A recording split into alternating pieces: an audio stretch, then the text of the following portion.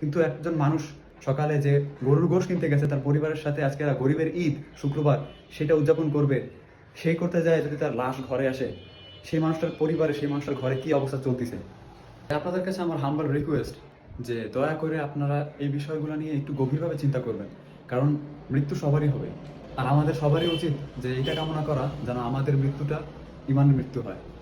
আর একটা জিনিস যেটা হচ্ছে, ভূমিকম্পের সময় একটা দোয়া রয়েছে, সেই দোয়াটা হলো বিসমিল্লাহিল্লাযী লা ইয়াদুররু মা'আসমি শাইয়ুন ফিল আরদি ওয়ালা ফিস সামিই ওয়া হুয়াস সামিউল আলিম। এই দোয়াটা হলো ভূমিকম্পের সময় বা এইসব আকস্মিক দুর্ঘটনার সময় আল্লাহর কাছে পানাহ চায় একটা দোয়া। আর সবচেয়ে বড় জিনিস হচ্ছে, যত বেশি বেশি আপনারা ইস্তেগফার করবেন তত বেশি বেশি আপনাদের জন্য ভালো, কারণ আল্লাহ তাআলা ইস্তেগফারকে পছন্দ করে। আস্তাগফিরুল্লাহ রাব্বি মিন কুল্লি যামবি ওয়া আতুবু ইলাইহি লা হাওলা ওয়া লা কুওয়াতা ইল্লা বিল্লাহ। আর এটা আমার আরেকটা হাম্বল রিকোয়েস্ট যে আপনারা প্লিজ এসব নিয়ে ট্রোল করবেন না।